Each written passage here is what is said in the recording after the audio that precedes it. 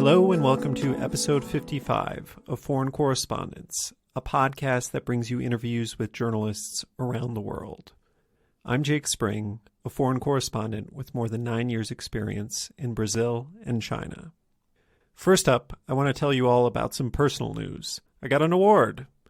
Since our last episode aired, I found out that I won second prize in the Society of Environmental Journalists Awards for beat reporting. Of course, you always want to be first, but it was an honor to come in second place to a team of 3 reporters who I know at the Washington Post for their important coverage of Trump's dismantling of environmental regulations in the U.S. and Biden subsequently building it back up. For my part, the award was for my coverage of Brazil's environment in 2020, which included rolling back environmental enforcement because of the pandemic, my on-the-ground coverage of record fires in the Pantanal, and uncovering thousands of illegal wood shipments from the Amazon to the U.S. and elsewhere. If you want to see my 5 stories that won the award, please go to my Twitter, which is @JakeSpring, and is the pinned tweet at the top. Now, on to our guest. For this episode, I spoke to Emily Green, a correspondent for Vice News based in Mexico City. Emily will tell us the amazing story of how she won a Pulitzer when they handed out an award for audio reporting for the first time. The most surprising thing, perhaps, is that she didn't even know she had been entered. Throughout this interview, Emily is extremely honest about all the ups, but especially the downs in her career, including how some early success stalled out for many years.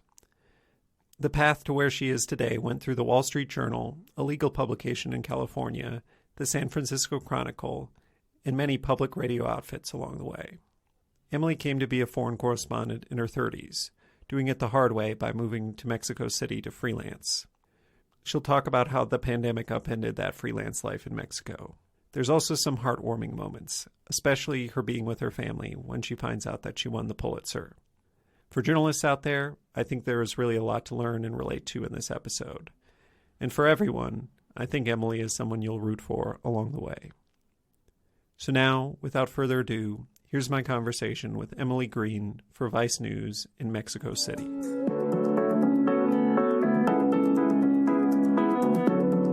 First of all, I'll just start by saying thanks so much for coming on the podcast, Emily. Thanks for having me on it. So we like to give our listeners an idea of how you got to where you are today, how you ended up being a correspondent for Vice in Mexico. And we take a very long view and like to start way back at the beginning. If you can tell us a little bit about where you were born, what growing up was like, and if anything planted the seed of interest early on for being a journalist or living abroad or the stuff you do now. Sure. I was born and grew up in Atlanta, Georgia. I have always been a curious person and a nosy person, and I think journalism is perfect for that profession because it allows you to be in places that you shouldn't. The seed for becoming a journalist began with my aunt. She's a journalist, and it seemed like a lot of fun. And she got to meet interesting people, reported on interesting topics, and also there was a finality to it in that she started a story and then finished a story and then moved on. Mm-hmm. And so journalism called out to me. What kind of journalist was your aunt? My aunt is a reporter for NPR. Oh, okay. Let's see. So your aunt was a journalist, is a journalist, and this kind of led you to want to pursue journalism. Did you do any journalism as a kid? I don't recall doing any. I think when I started was in college. I went to George Washington University and I worked at the G.W. Hatchett. And it's slightly funny because my father, who is a wonderful human being and slightly has too much time on his hands, went and looked up one of my last stories for the G.W. Hatchett. And it was when swine flu was happening. And the story that I wrote was about, what to do if it turned into a pandemic. And the takeaway from my story was you should definitely not go into lockdown. So I was totally off base, very much off base. That was really the kind of initial seeds, I would say, of my journalism career. After college, I got a Fulbright and I went to the Philippines, where I reported on freedom of the press issues. This was around 2007, so it was before President Duarte. But even way back then, there were huge issues in terms of journalists being murdered, being sued. Libel was a criminal crime, and so my goal was to report on that. Of course, I was only 22 years old, and I had no idea what I was doing, and I was in way over my head. But I did do a few good stories while I was there, and I think back on that time and think, wow, what I could have done if I had the skills that I have now and the know-how that I have now. But, such is life. I know people who have done Fulbrights, but usually it ends in a paper, or some people write kind of more academic books. How did it work as a journalist? Did you pitch journalism pieces, freelance pieces? I'm sure that I proposed it in terms of writing a grand book or report about it. It did not end up that way.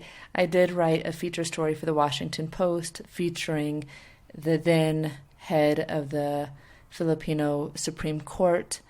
I also interned at a publication called Newsbreak. Newsbreak was a precursor to the publication that's now run by Maria Ressa. She was on the cover of Time magazine a year or two ago and is perhaps the most famous Filipino journalist. So I was working with some incredible journalists, but I was just young. I was 22, and I really had no idea what I was doing. Sure, but at a certain age, I feel like if I had been published in the Washington Post at 22, I would have died. It would have been okay, I've done what I set out to do. That must have been a pretty big deal, no? That was a very exciting deal, but it was definitely the biggest piece I had for 10 years. I would, even 10 years later, I would be putting that on the list of work that I did as I published in the Washington Post. And, at this point, have you always studied Spanish? Have you always taken Spanish? And, after that, that was when I was 22, and I did not move to Mexico until I was 33. So my Spanish skills really came from when I was around 15 years old. My parents sent me to Venezuela to study Spanish. This was right as Chavez was taking power, and Venezuela was still considered very much a gold standard for Latin America. I was there for a few months. I picked up Spanish so-so. The following summer, I went to Mexico on one of these summer study abroad programs, and that was the basis of my Spanish for a long time. I ended up later in life in my career in San Francisco, and I had a lot of wonderful Latino friends who just bore with me as I spoke very grammatically broken Spanish, and I got better little by little. But even to this day, I would say that my Spanish, I can get along just fine, but I am sure that it is riddled with errors, and it's hard to learn a second language as an adult. Oh, yeah. I learned Portuguese after living in China and stuff. And, I function, but, my Portuguese is not perfect. I make mistakes nonstop, too. Just out of curiosity, since I've never spoken to anybody who's worked in the Philippines, hopefully I'll have someone on soon. Mm-hmm. How was navigating that as a journalist there? In terms of working there, it's an interesting environment. I think that it's like working in many countries that have a weak justice system, in that you can expose incredible corruption and injustice as a journalist and do incredible work. But that doesn't necessarily translate into change. Mm-hmm. In some ways, the potential for exposing corruption was much greater in the Philippines than, say, the United States. But it didn't always add up to anything. In fact, it usually did not add up to anything. I want to be clear, we are talking about 22, and now I'm 38, so we were talking about 16 years ago. So I don't know what it's like in the Philippines now. My sense is, if anything, it's gotten much more difficult for journalists. And that's very interesting. You want to see impact from your reporting. If you always set out with that in mind, that, if your reporting is geared towards changing the status quo? No, I don't think that my reporting is actually geared toward changing the status quo, because I have little hope that it will change the status quo. I won a Pulitzer for my reporting on immigration and the practice of expelling migrants from the United States back into Mexico, into incredibly, incredibly dangerous Mexican cities. The Biden administration has come in, and while that particular policy is no longer in effect, that practice is still happening. So I don't hold out much hope that my reporting specifically will change the status quo. I think the most that I can hope for is that the body of work done by many reporters could change the discussion around a certain topic, could create pressure, and maybe eventually change policy. But the only time that I actually have seen a direct impact from my reporting to policy is when I was reporting for the San Francisco Chronicle as a City Hall reporter, and I did a big feature story about how exorbitant the fines were. And shortly after that story, the city government reduced the fines. That still stays with me as reporting that's had the most direct impact. Yeah, I find that, especially as a foreign correspondent, the most impact is actually at the local level, or being done by local reporters reporting to the local market, who have the power to have, more of a voice in democracies, at least, to do something to change it. Right. I guess just to move forward then, what do you do after the Fulbright in the Philippines? After the Fulbright in the Philippines, I got a job at the Wall Street Journal, and I was hired to cover personal finance. Wow. And it was, quite frankly, a horrible fit. It couldn't have been worse. They didn't like me, and I didn't like them. And how did that happen? I think I interview very well, and I think I was also attracted by the Wall Street Journal. Being 24, Sure. 25, and that was a big deal. But I definitely should not have taken the job, and they definitely should not have hired me for that job.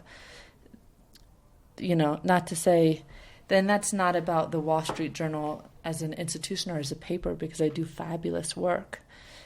It's just that particular job of covering personal finance was not up my alley, and I have never been someone who's been particularly interested in money, except to the extent that I can live comfortably. That ended up with me getting fired / quitting in the moment of getting fired. And it was a very inglorious and humiliating end to that particular chapter of my life. Oof. And I ended up back in Georgia with my tail between my legs, and I got a internship at Georgia Public Broadcasting, which is a local NPR station. And that in itself was also a bit humiliating, in that I was literally typing in high school football scores into their database, because that's what people care about in Georgia. So it was a tough time. I went from having a Fulbright, having a job at the Wall Street Journal, to inputting football scores. And I say that only, I guess I don't normally talk about my experience at the Wall Street Journal, but I do think it's important that folks know that failure happens. And while working at Georgia Public Broadcasting was very difficult, I also would say it set me up for success later in life, because I learned there to do radio. Yeah, things have certainly worked out. So did you take to audio journalism right away? I assume you learned it all on the job. How was those early days starting out in it? I don't think that I took to it right away. I had a boyfriend at the time who was very, very, very good in radio, and he taught me an enormous amount about the medium and how to make good radio. And that was, I guess, my start, but I don't think that I would say I took to it right away. What I liked about it was that it offered a different way of telling stories, one based around sound. And it made me realize that there are certain stories that are much better for print and certain stories that are much better for audio. Some are great for both, but it allowed me to see, oh, this story is made for this medium, and to pursue it in that way. And that opened a lot of doors for me. And that opened doors for me, and I started doing news spots for NPR and kind of got my confidence back up. After working at Georgia Public Broadcasting, I went out to California again with that same boyfriend, and he had a job in Sacramento, and I went with him, and I got a job at a legal publication, basically one of the statewide legal rags, reporting on the judiciary for a legal newspaper, like what the budget for the judiciary was, etc. And I stayed at that legal newspaper for 5 years. Oh, wow. Yeah, I stayed there for a very long time. While I was there, I'd say that the real upside is that they let me do some freelancing for NPR. So it was while I was at that legal rag, I would sometimes turn the very story that I'd done for them, I would turn it for NPR. And I really got, I'd say, my first big pieces on NPR that way. And that was great. But it didn't add up to a job at NPR for me, or even close. And yeah, I was at that legal paper for 5 years when I have to say I was pretty desperate to get out. I felt like the end of the road for me, like where do you go from here? Kind of make a leap or bust. I just was totally desperate. And by some grace, the San Francisco Chronicle had a job opening, and I applied and got it. And I became the City Hall reporter for the San Francisco Chronicle. And I'm so grateful for that because it felt like a huge leap at that point in my career. Yeah, wow. San Francisco Chronicle is one of the biggest papers in the country. And yeah, those City Hall jobs, like you said, about the fines, like it's like real accountability reporting. Yeah. It's important work. I feel like that job, I didn't love that job, but I learned an enormous amount in that job. It's a great training job for any reporter. So I recognize that even in the moment, even as I wasn't loving it, I also recognize how much I learned. I became a faster writer. I became a cleaner writer. I became good at writing about things I didn't know about. And most importantly, I got a thick skin because the supervisors and the mayor's office would call me all hours of the day, bitching and whining and complaining about some small thing that their quote didn't go first, and you would have thought it was the end of the world. And up until that point in my career, I had been really used to pleasing people. I liked people to be happy with my stories. And it was a real shift for me to realize my audience is not the people that I'm reporting on. The people that I should be reporting for is the public. And if the supervisors aren't happy, well, then screw it. That's not my problem. That's a good lesson to learn. So how long did you do that job for? I did that job for 2 years, and I had always wanted to go back to Latin America, to report from Latin America. And I had thought about doing it many times previously in prior years, and I never did it, in part because it felt like I was running from something, like running from the lack of a job, as opposed to running towards something. I was running from lack of opportunity instead of going towards something that I wanted to do. I've been at the San Francisco Chronicle for 2 years, and I really feel like I was a B+, A- reporter, a City Hall reporter. I was fine at it, but I wasn't great. I think there was two things going on. I wanted to go to Latin America, and I also looked at my career and where I was at the San Francisco Chronicle, and I sort of said, what's next? I didn't think I was going to be hired from the New York Times from the Chronicle because I just wasn't good enough. And I also really wanted to move to Latin America, and I couldn't get a job from San Francisco speaking so Spanish, never having spent significant time in Latin America. Who was going to hire me? And that was facing me. I went to Mexico City with my two best friends for the inauguration of Donald Trump. And I reported on the inauguration, and then we explored the city and had one of the best weekends of my entire life. And afterwards I said, this is where I want to be. And I started telling people that, in part because I wanted to push myself along. Like, if I told enough people, at some point I had to do it. And my thought at the time was that to try and get the Chronicle to open a bureau in Mexico. And I wrote out this very long memo to the Chronicle describing why I thought the bureau was a good idea, especially in light of Trump taking office and also proposing different ideas. And I sent it to the editor-in-chief, and she called me into her room, and it was a non-starter. I mean, there was just no way. It was not happening. I wouldn't say I was laughed out of the room, but it was not happening. But I do say, in her credit, I think, her name is Audrey Cooper, she's now at WNYC, I do think that she encouraged me to go, even so.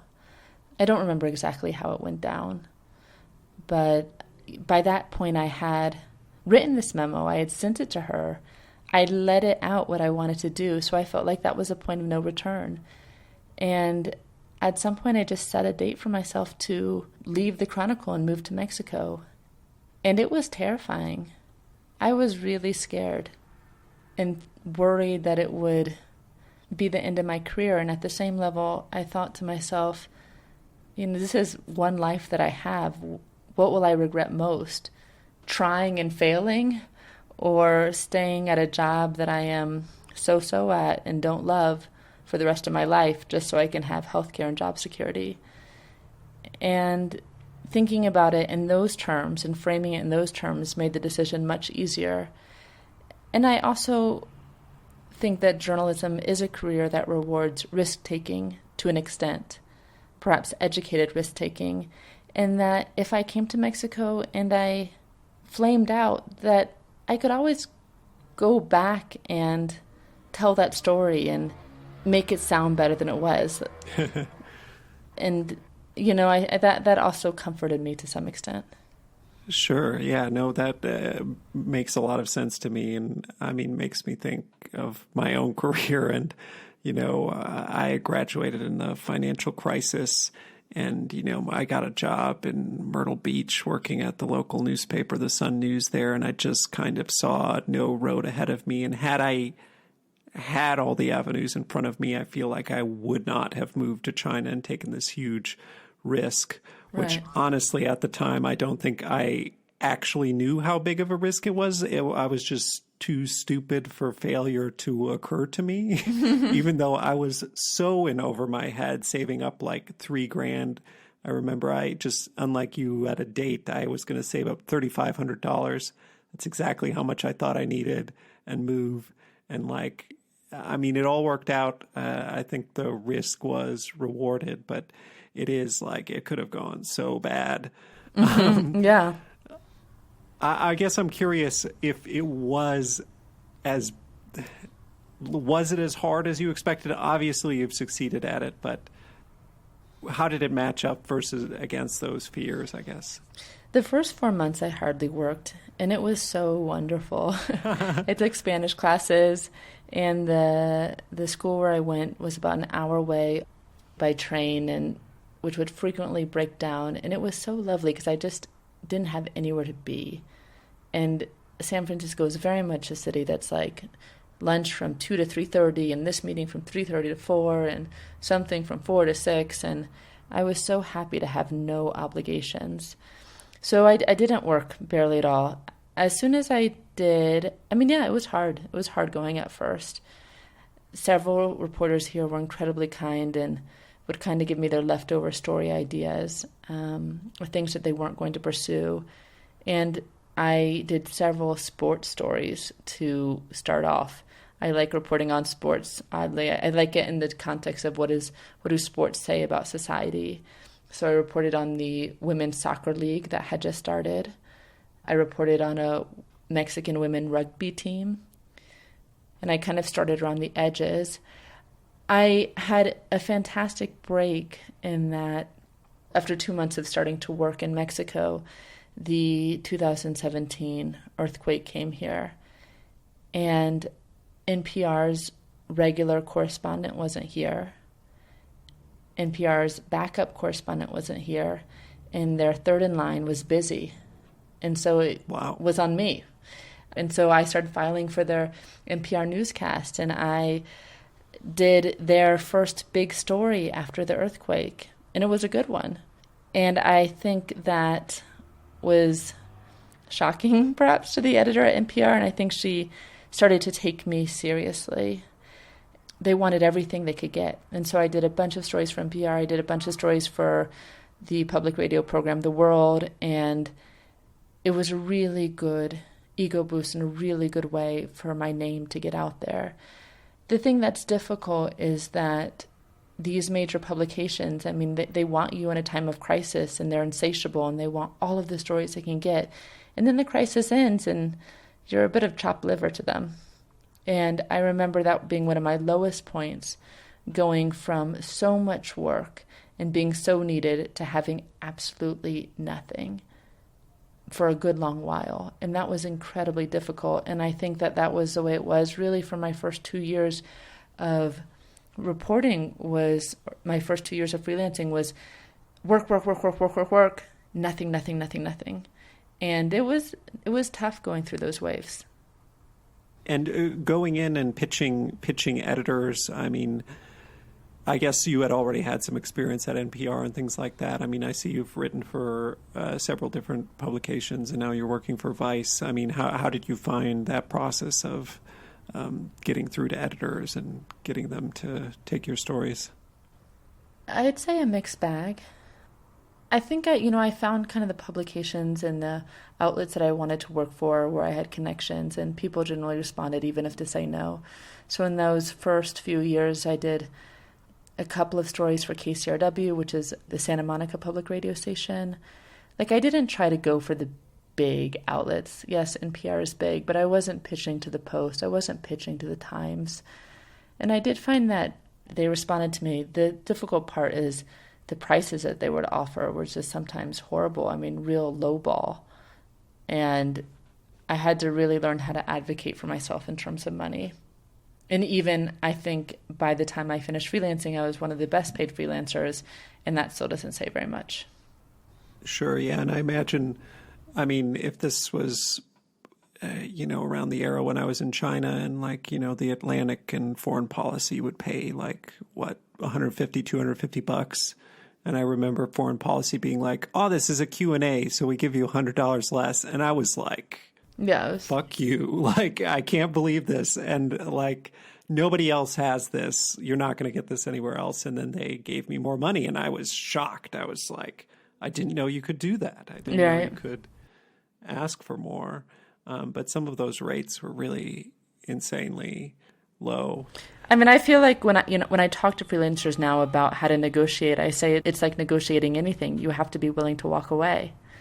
And that is the trick to good negotiations. So if they're offering you 3 and you come back with 7, you have to be willing to walk away if they don't get you what you want. And I've only had to do that once, but it was with the Atlantic, which was very painful. But I offered them what I essentially thought was somewhat of an investigative piece, and they offered me $500, and it was an enormous amount of work, and I asked for more, and they said no, and I said, thank you very much, but I'm not going to do it. Yeah, I mean, that's a tough decision to make, but it's good you stuck to your guns, I think. Let me see. So how did you start freelancing for Vice? I started working for Vice in 2018 when that huge migrant caravan started in Honduras and came up through Mexico to the United States. That was the big one. But nobody knew at that time it was going to be big, and I dropped a few lines to the international editor at Vice.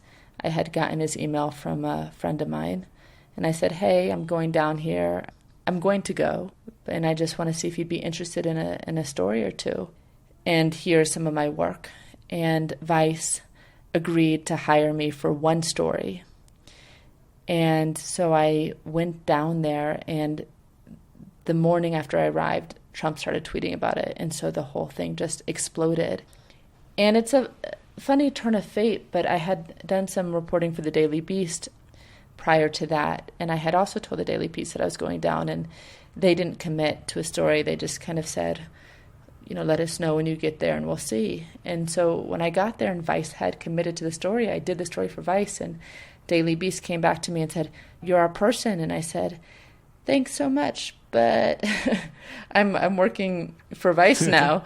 I mean, I've done the story for Vice, and that was the end of my relationship with the Daily Beast and the beginning of my relationship with Vice. And I ended up doing 3 stories for Vice on that caravan, and that snowballed into many more over the coming year that I worked for them, and they became one of my best clients and a real solid source of income for me throughout all of 2019.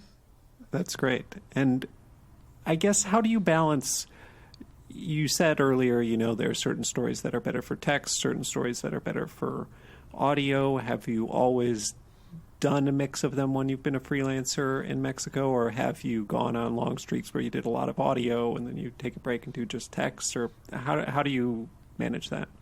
I definitely did long streaks where I do more text, or long streaks where I do more audio, but I was always doing a combination of the two, and I think it's what saved me. And it's the first thing I tell anybody who's thinking of freelancing is it's great to have skills in more than one medium.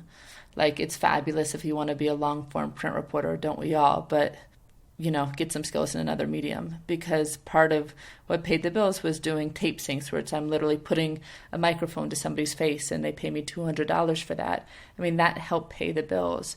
And then when I was on the caravan, in any coverage I did, I could almost double my income, because I would do a version for print and I would do a version for radio for a different outlet, so that it just very much expanded my ability to make a living. And on that migrant caravan, for example, I was filing for NPR, I was filing for The World. The BBC would call me up and I'd do interviews with them. And I was also writing for Vice. And I think that being able to fall back on both mediums was so essential to my success. Yeah, that's great. And was this caravan, was that the first time, you thought okay, I've figured this out, I'm established as a freelancer. Was that when you felt like you had some more security for the first time, and you had already been there about 2 years at that point?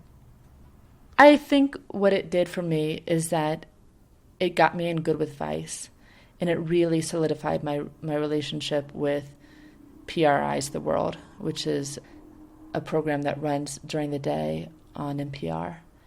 And having those two outlets to work steadily for changed a lot for me. It just meant that I had contacts, relationships with these editors, that they would come to me if there was a big story in Mexico, and that I could pitch them, and there was a very good chance they'd say yes. So that's what changed, and it made work a lot steadier for me, in that I had 2 outlets that I was working for regularly. Sure. And let me see. I was curious. I looked back at your Pulitzer-winning piece for NPR, and I was just curious, because it is NPR, it is an LA Times reporter, you're freelancing for Vice, but also for NPR at the time. Just how did that all come together? So I had done a version of that story for Vice, and I was very grateful, because they sent me to Nuevo Laredo, which is one of the most dangerous cities in Mexico. And I would never have gone there as a freelancer without institutional support. So I went there, and Vice, their security team was monitoring me. They gave me money to hire a fixer and things of that nature. So I'd gone there in August of 2019. And that's when the person I had interviewed was kidnapped. I published a version of that story, I believe, in September for Vice. And that was, at that point, the end of it. But I had all of this audio that I knew was very powerful. And I knew that in part because of my experience working in radio. And I thought it would make for a very good This American Life piece. And I wrote them a pitch. I actually never heard back from them. But by the grace of God, a producer of This American Life had reached out to Jonathan Pulitzer at the New Yorker. He's their immigration correspondent, about this program, Migrant Protection Protocols, that was sending migrants back into Mexico. And I think they were interested in interviewing him or working with him or just picking his brain. And Jonathan said to the producer, the person you need to talk to is Emily Green. And I'm so forever grateful to Jonathan for that. The producer reached out to me and I said, this is quite remarkable because I sent you a pitch and I had never heard back from it. And she said, please send it to me again. And I did. And really within a week, they had agreed to take it. Wow. And how did the guy at the New Yorker know to send them your way? Because he had read my piece for Vice. Right.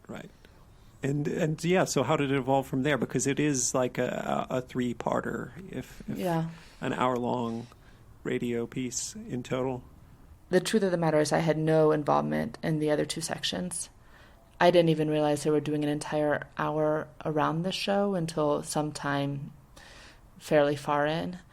I worked with a wonderful producer by the name of Lena, and we went back to Nuevo Laredo, which was terrifying to me. But we went back, and then we went to Monterrey, which is a city in northern Mexico, to meet the man who had been kidnapped and then released.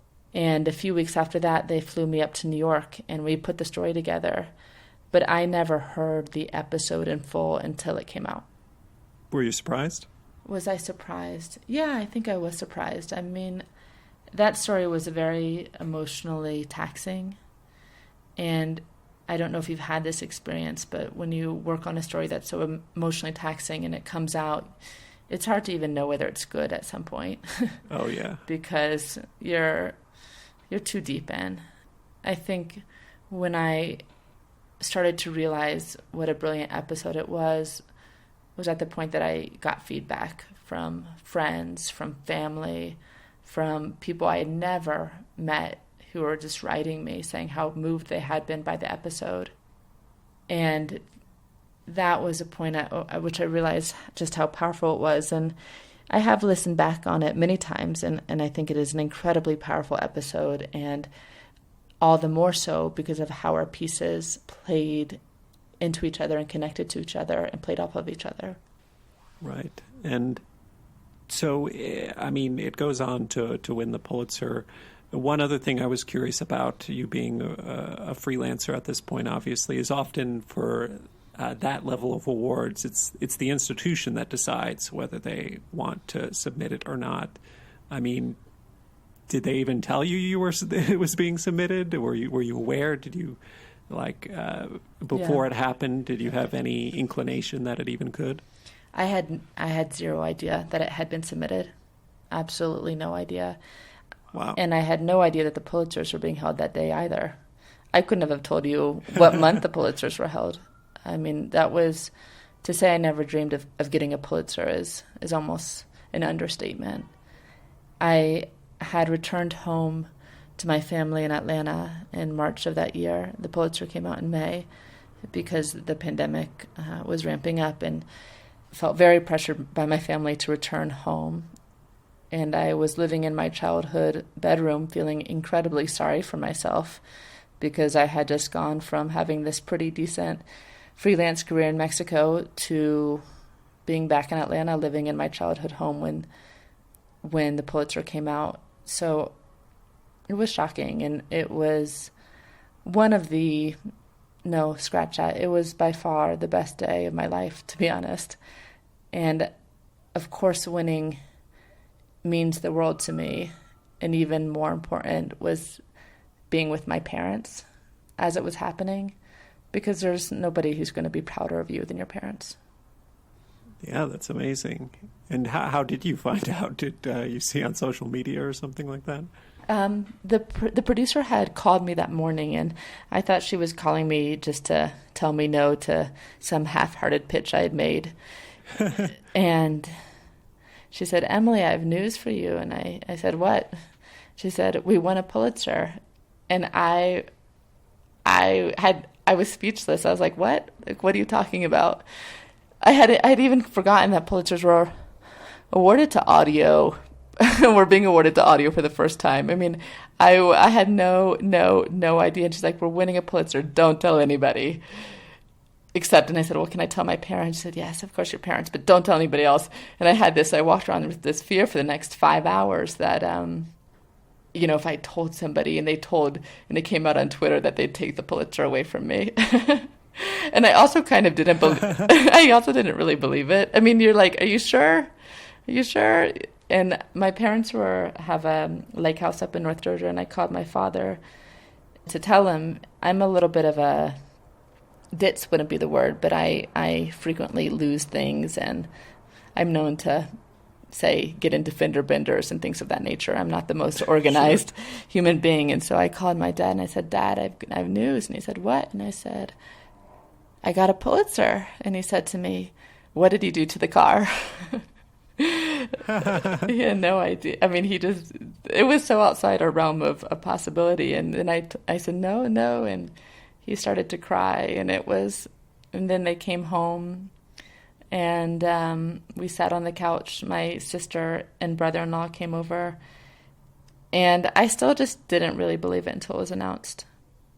And then we celebrated and had pizza and beer and wine and screamed joyously for probably 5 hours.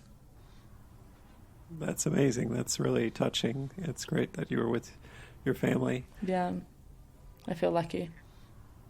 And so, I mean, how did that change things then? Because, I mean, the pandemic, it had obviously, thrown your career for a loop and things like that. I mean, you're back in Mexico right now. Is that correct? How do things go from there? Yeah, I mean, I was in Atlanta for quite a bit longer, but it changed the way I felt about my time in Atlanta, that's for sure. Instead of feeling sorry for myself, it became ironic. There was an irony to living in my childhood bedroom instead of feeling like, ugh. And I luckily was hired a few weeks before, maybe even just a week before, by the local public radio station in Georgia on a part-time basis, or rather for sort of a short-term contract to report for them. And I feel incredibly lucky because so much was happening in the United States at that time. There was the killing of Ahmaud Arbery and the fallout from that, which I reported on. There were the Black Lives Matter protests. It just was a time of news in the United States. And so I was reporting for that local NPR station for a couple of months after the Pulitzer. And that was good. It kept me grounded to just sort of do this job every day. And then I knew that Vice wanted to hire me, and they were opening a bureau in Mexico, and they had told me pretty early on that they were going to try and hire me, and that finally came to happen in September of 2020.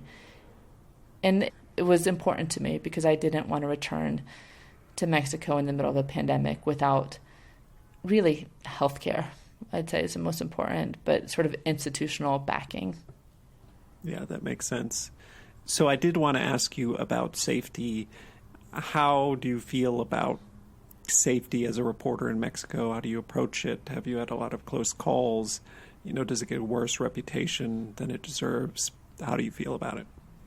There is an enormous amount of security offered to foreign journalists just by factor of being foreign.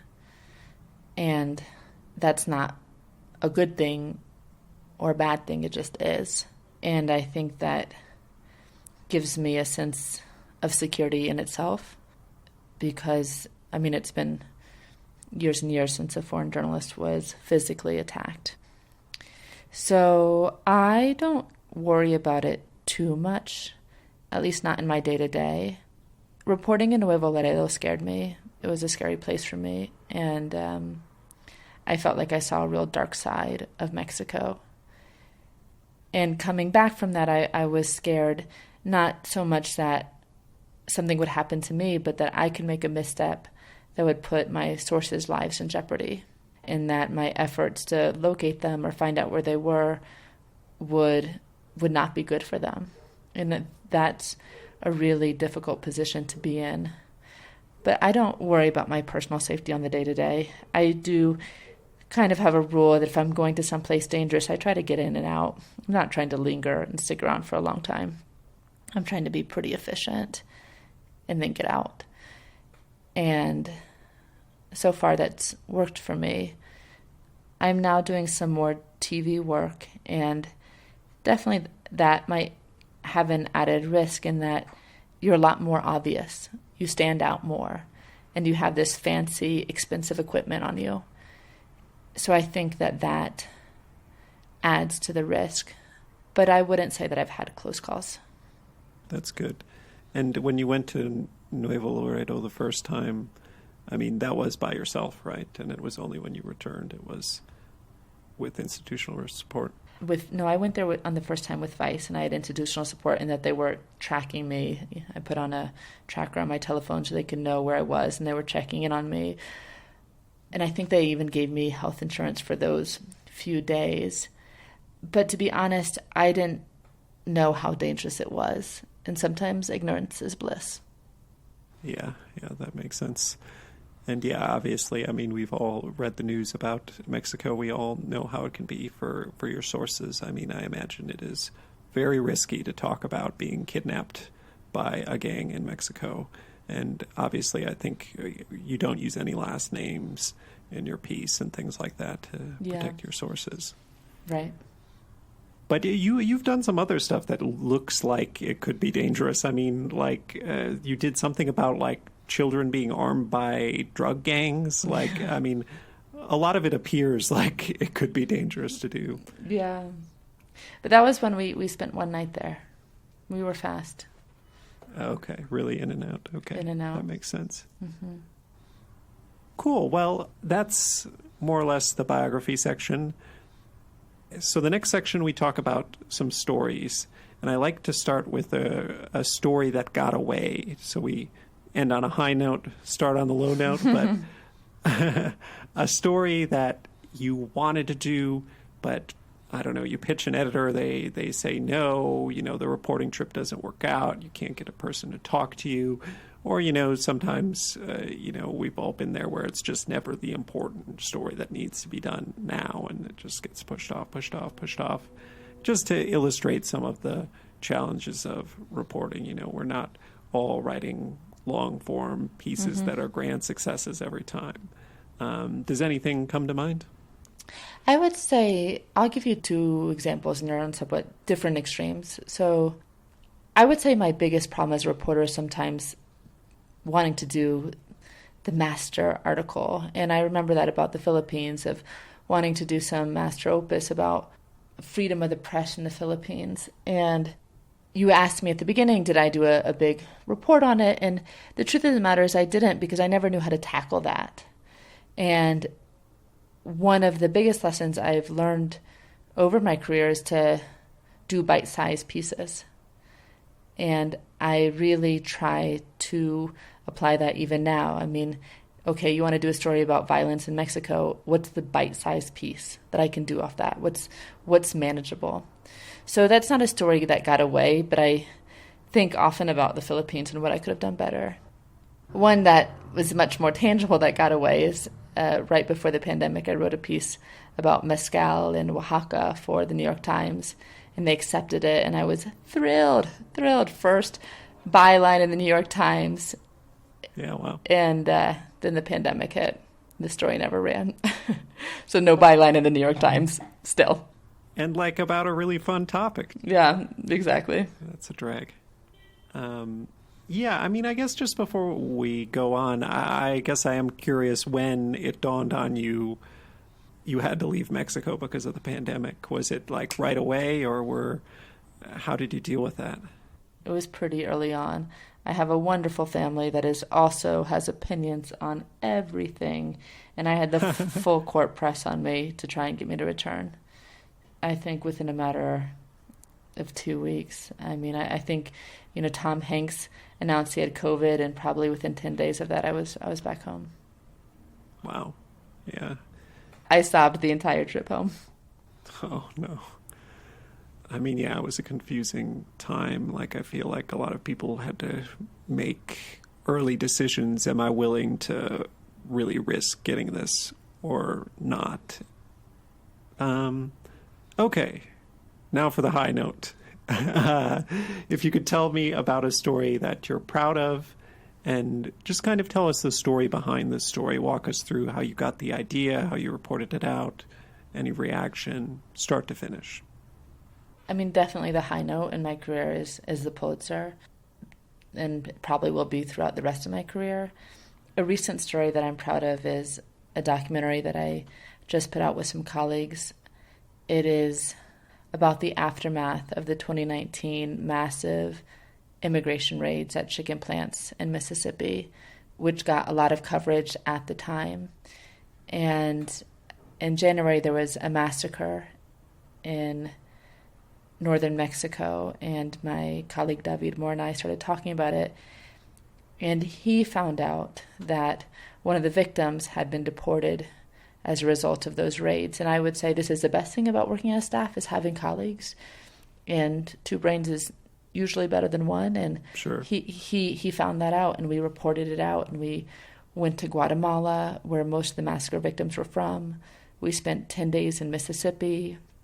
We worked our sources so that we got information about the massacre in Mexico. It's a piece that encompasses 3 countries and talks about the justice system in the United States and the justice system in Mexico and the lives of the folks who are migrating from Guatemala. And so I feel like it is a piece that is all-encompassing, albeit very depressing. Sure. So how did you go about doing it? You said it was a documentary piece, so it was video? Yeah, we've done a written piece, a written version of it too. So we've done both writing and documentary. We started by going to Guatemala. We went right after the massacre, and we wanted to go before the whole media storm got there so that we could talk to folks before they were tired of talking to the press and gain their confidence.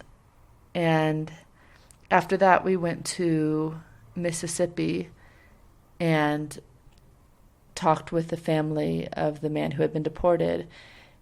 And I give enormous amount of credit to my colleague David, because I really liked the way that he interacted with our sources. And one of the things that I learned was describing the role of journalism to our sources. I think that too many of us reporters assume that folks know what we do and what we want from them and what our role is. And that's especially not true among migrants and disenfranchised people.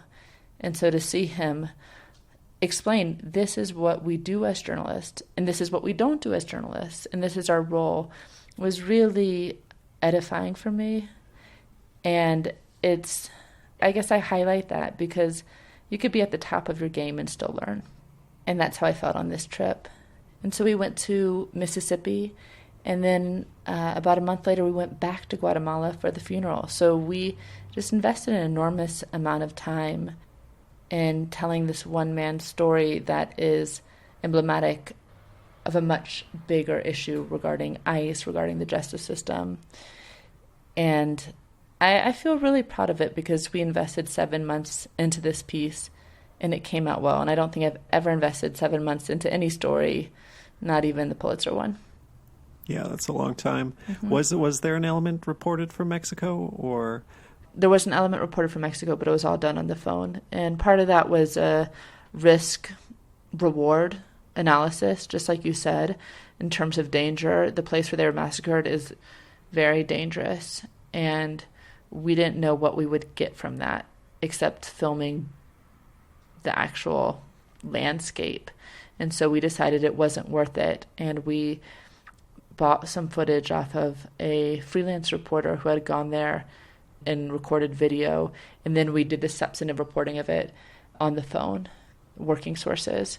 So I would say you asked about danger in Mexico, I do think that those are conversations we have. Is it worth it? Is it worth it for us to go to certain places?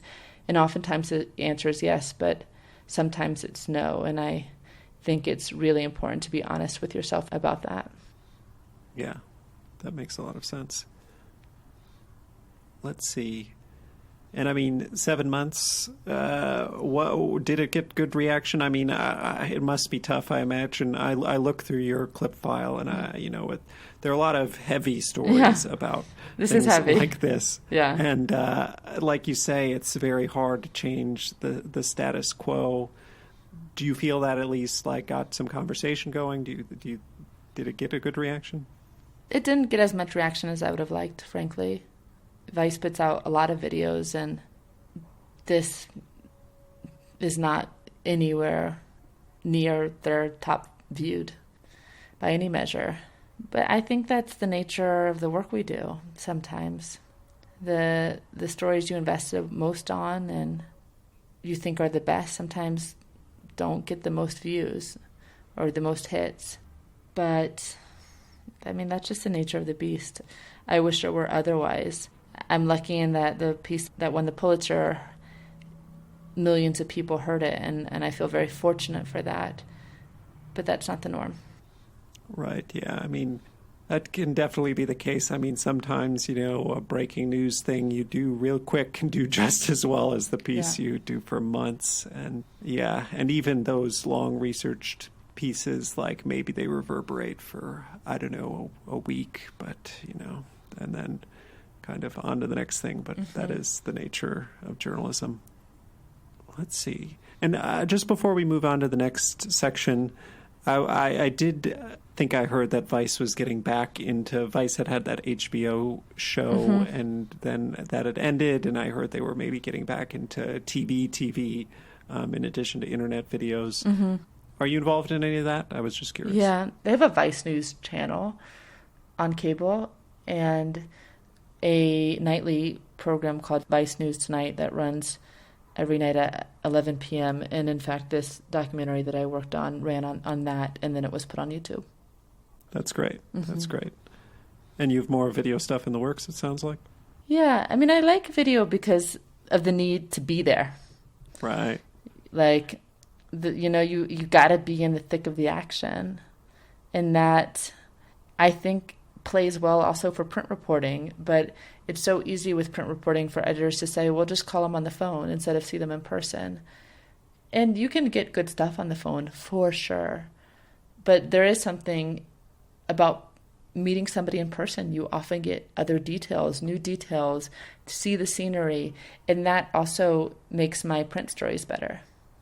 Yeah, I mean, the phone thing, I leaned hard into that during the pandemic. But I just think about how screwed I would have been if I didn't already have sources, because it's like makes it very hard to establish new relationships. Totally. Okay, cool. So if it's all right with you, next up is the lightning round, which is faster, more fun questions, but feel free to respond at whatever length you like. Do you feel ready?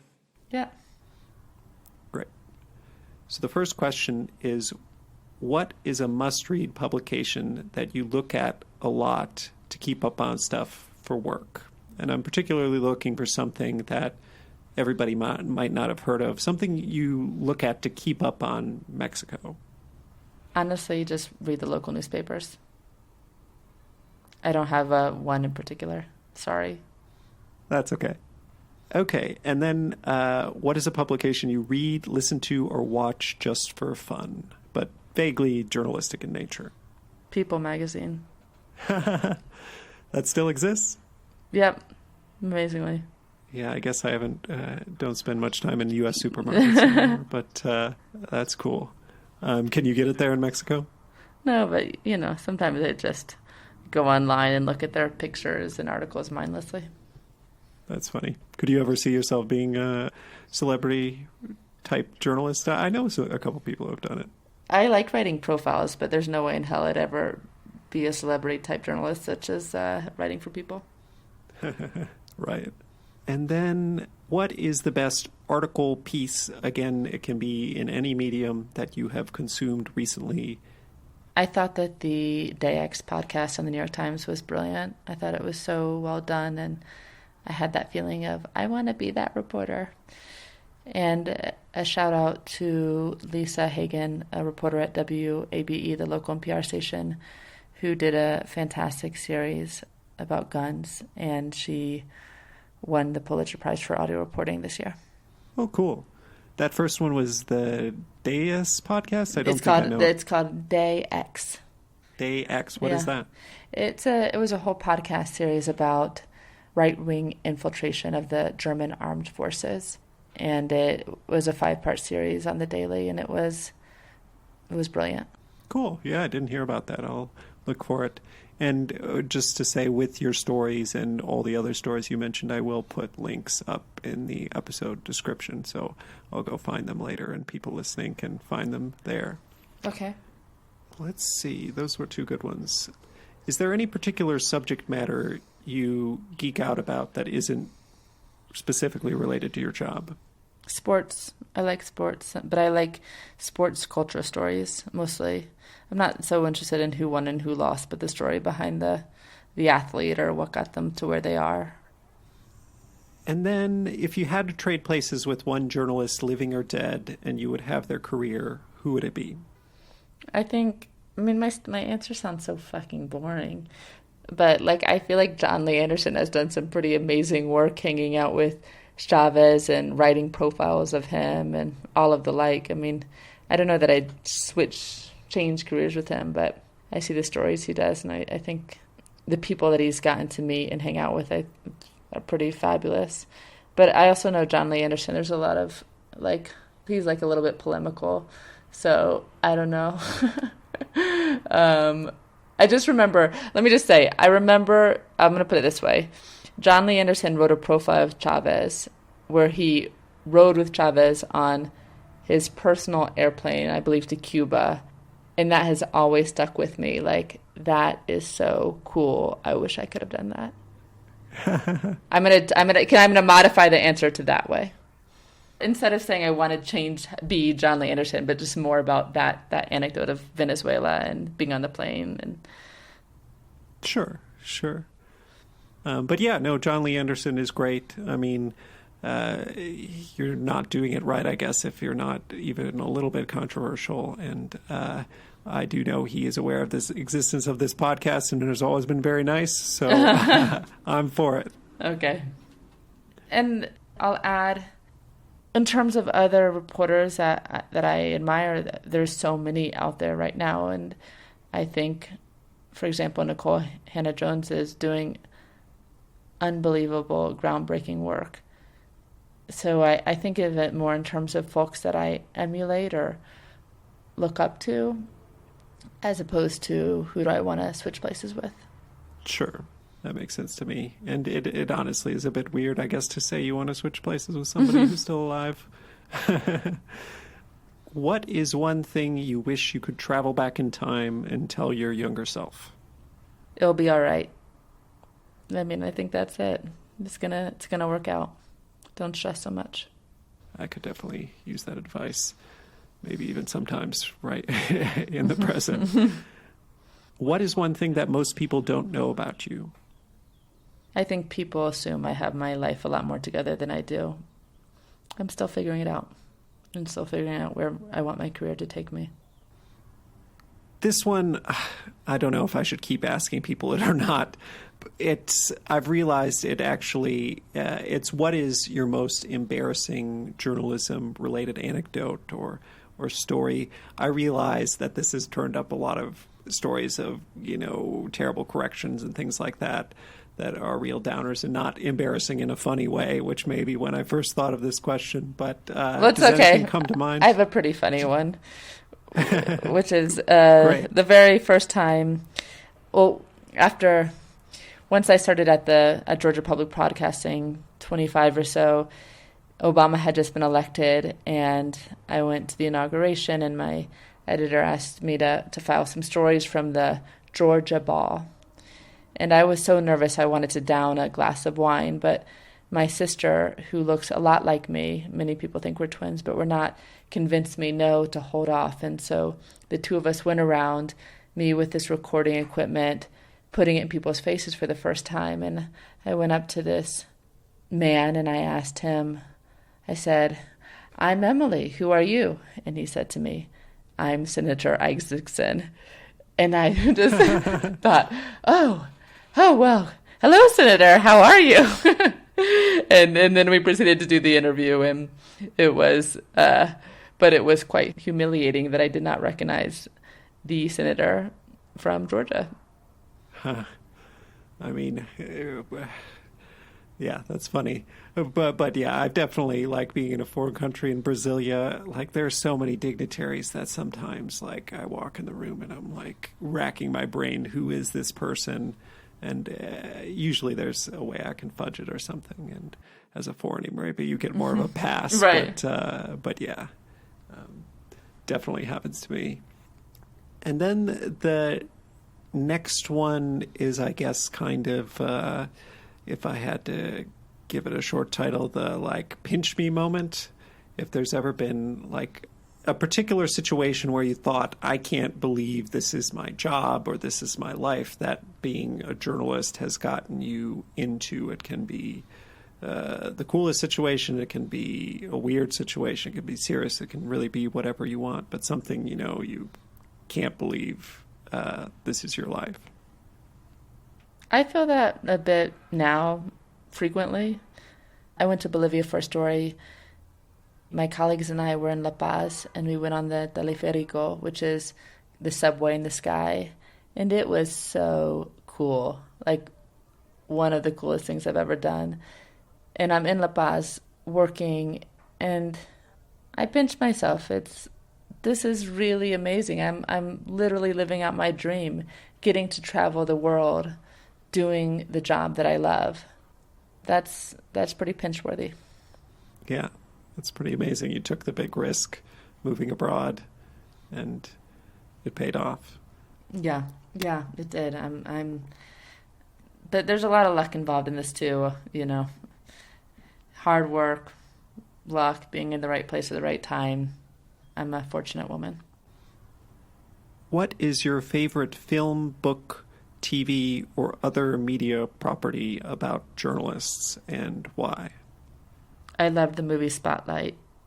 I just loved it. It was so well done and feel good and nerdy. I think I've watched it 4 or 5 times.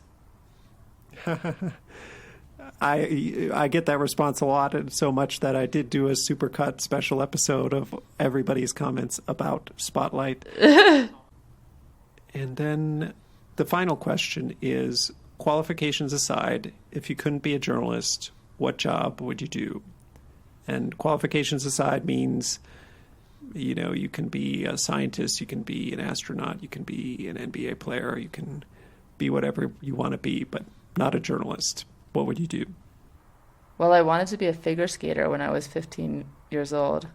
I had barely figure skated in my life, so that was a pipe dream. But what else would I do? I mean, if we're talking about realistically, I think being a doctor could be pretty cool because you tangibly get to help somebody in a real way.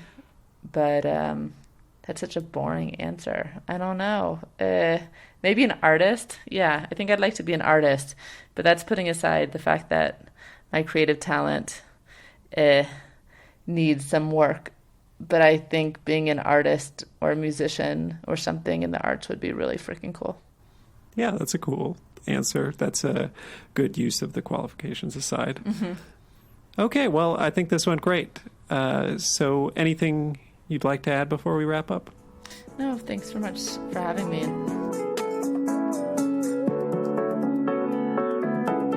That's our show. Thanks for listening to my conversation with Emily Green, a correspondent for Vice News based in Mexico City. I'll post links to some things Emily talked about in the podcast description and also on our show page, foreignpod.podbean.com. If you like the show, please subscribe to it in Apple Podcasts, Stitcher, Spotify, YouTube, or wherever you get your podcasts, and give it a rating. Beyond that, it would be a huge help if you write out a review saying what you think about the show. It helps get the podcast more attention. Follow or tweet at me on Twitter at @foreignpod. On Facebook, our page is facebook.com/foreignpod. Above all, if you know someone who might like the podcast, please recommend it to them. The show is produced and edited by me. Our music is a track called Love Chances by Mackay Beats. There's more information on that in the podcast description and on our show page. Please look for the next episode to be posted on Sunday, August 29th. Until then, I'm Jake Spring, and this is Foreign Correspondence.